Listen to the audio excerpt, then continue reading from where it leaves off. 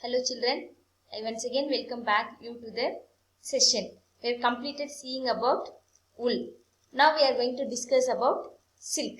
Silk is a fine continuous which is made up of protein. Silk is very costly. During the olden days they are used only by the emperors. So we are going to able to see a silk here. And then sericulture. What is this sericulture? Silkworms spin the silk fibers. What is this? Silkworms spin the silk fibers.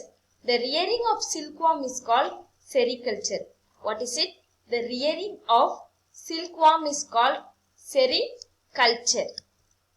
So what is this here? What is this? Silkworm. We are going to see the life cycle of silkworm. Life history of silk moth. Life history of silk moth. The female silk moth lays eggs. Who lays eggs here? Female silk moth lays eggs. And it is called as caterpillars or silkworms. Which comes out of that eggs are called as caterpillars or silkworms. Look at here children. So what is this? Male and female silk moth.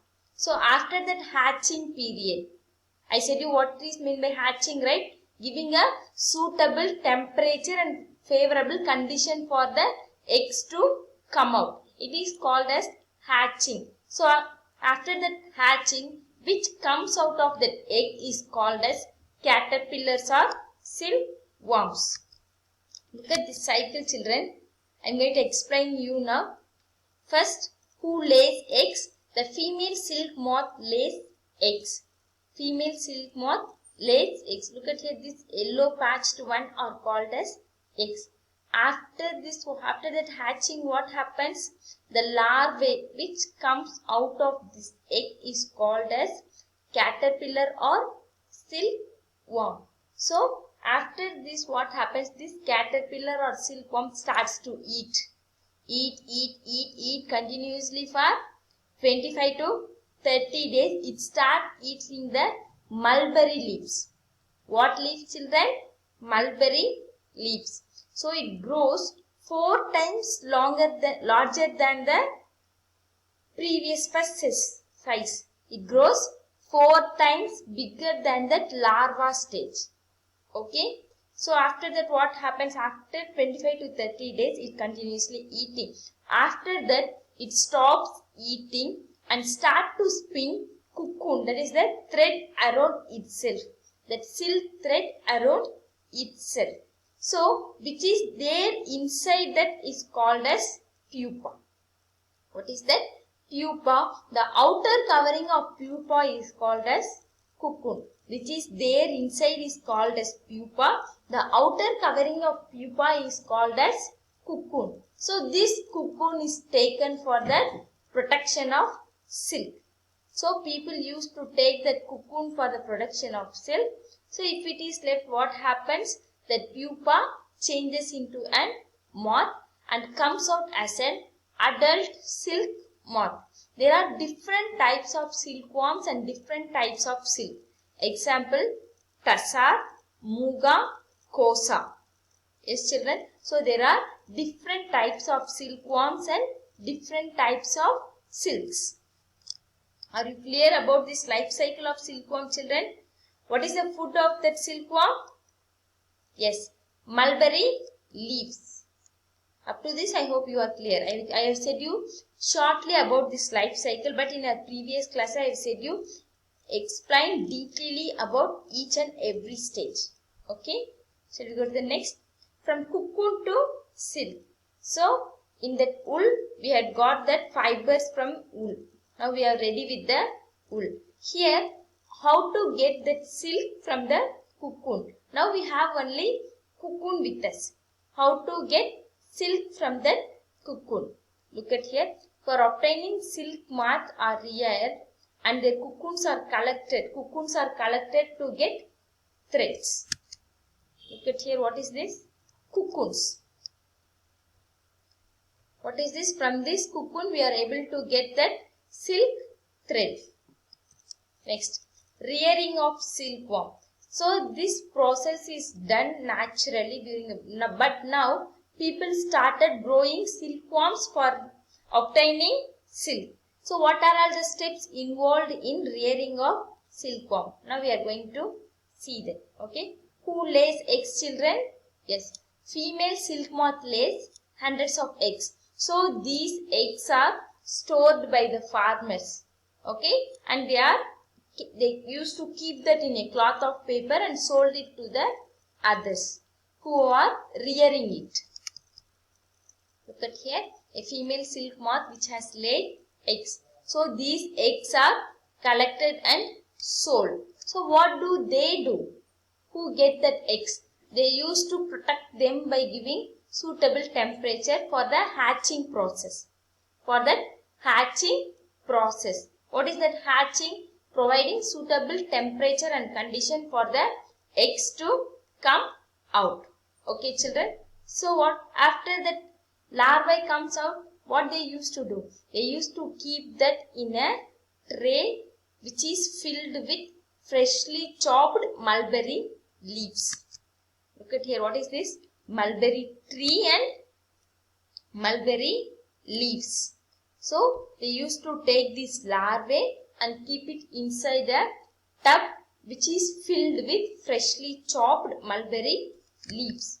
So after 25 to 30 days they used to continuously eat and eat.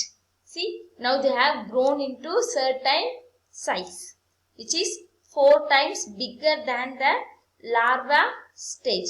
After 25 to 30 days the caterpillars start moving and moves to a tiny chamber. After completing eating here, they used to move to the another chamber which is made up of bamboo to spin cocoons around their body.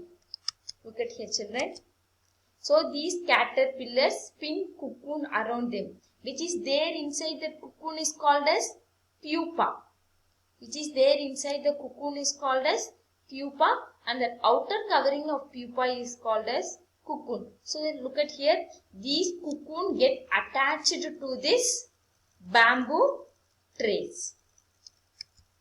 So now they used to take this cocoon for the process of producing silk fibers. So how to get? Now we are going to see that. Look at here, children. So these cocoons are taken out in large quantities and they are boiled or exposed to steam or kept under sun.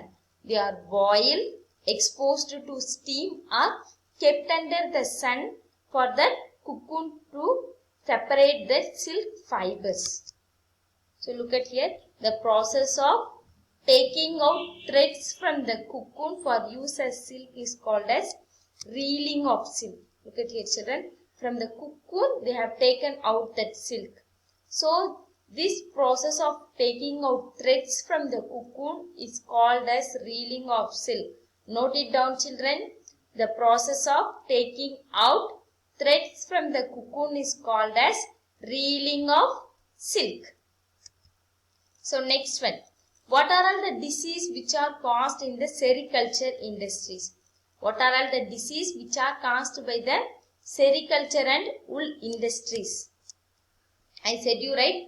Anthrax. Workers who are employed in almost all the process of sericulture industry are adversely affected by number of diseases. But the main one is Sorter's disease. What is this disease called, children? Sorter's disease.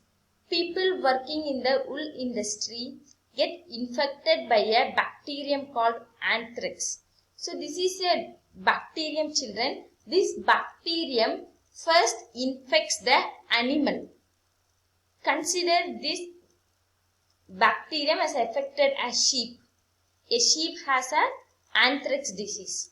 Okay. The person who is shearing that sheep also get infected by that disease. Clear, children? So the person who touches that sheep for the process of shearing also gets infected by that disease. What is the bacterium called as? Anthrax. So what is the disease name? Sorter's disease. So it is also called as fatal blood disease. This disease is also called as fatal blood disease.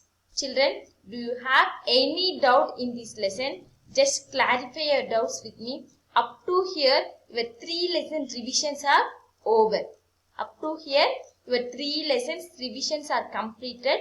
That is chapter 3, 4 and 5. So, now try to answer this question. The rearing of silkworm for obtaining silk is called. What is this? The rearing of silkworm for obtaining silk is called cocoon, silk, sericulture, silviculture. What would be the answer? Yes, very good. The answer is option C, sericulture. Shall we go to the next question? One more thing. What is that reeling of silk? Sericulture means rearing of silkworm. What is that reeling of silk, children? Yes, the process of taking out threads from the cocoon. What is it? The process of taking out threads from the cocoon is called as reeling of silk. Next one. Look at here. Wool fiber cannot be obtained from which of the following? Wool fiber cannot be obtained from which of the following? Goat, llama, alpaca and then moth. So, what would be the answer? Yes, very good. Moth. From the moth we are able to obtain only silk, not wool. But the option A, B and C, from these 3 we are able to get wool. But from the moth we are able to get only the silk. So look at here. Silkworm secrete fiber made up of. Silkworms secrete fiber which is made up of. Your options are fat, cellulose, protein, nylon. What is the answer? Fat, cellulose, protein, nylon. Yes, very good. Protein is the correct answer. Yes, children. Up to this, I hope you are clear. Use your hints for reading. Practice the diagrams which is there in your lesson, okay? And then one more thing is, try to read each and everything. Don't leave anything. That the boxes which is there in your book also you need to read, okay? Did you know everything? You need to cover it. Do you have any doubts while revising these 3 chapters? You can clarify your doubts with me. Okay, now in this lesson what we had seen, I'll give you a short recap. Okay, we had seen about the definition of fiber, fabric and yarn. After that what we had seen, types of fibers. They are natural and then synthetic fibers. After that, yes, wool. So, we had discussed in this lesson about the animal sources of fibers. They are wool and silk. Yes or no? So, what are the steps obtained in processing of wool? What is the first one? Yes, shearing, scouring, sorting, burst separation and then dyeing, rolling and spinning. Yes, these are all the steps which are obtained in processing of wool. After that we had seen about silk. In that silk, what is the main point which we had seen? Silk roots. Yes or no? Silk roots. After that we had seen the life cycle of silkworm. Life cycle of silkworm. In continuation with that we had seen processing of silk. Yes or no? Processing of silk. And then we had seen the diseases which are caused due to this industries. Due to this wool and silk industries. Okay children. I hope you are clear with this. If you have any doubts, clarify doubts with me. So, prepare well for your exams. Do your exams well. Have a nice day. Thank you children.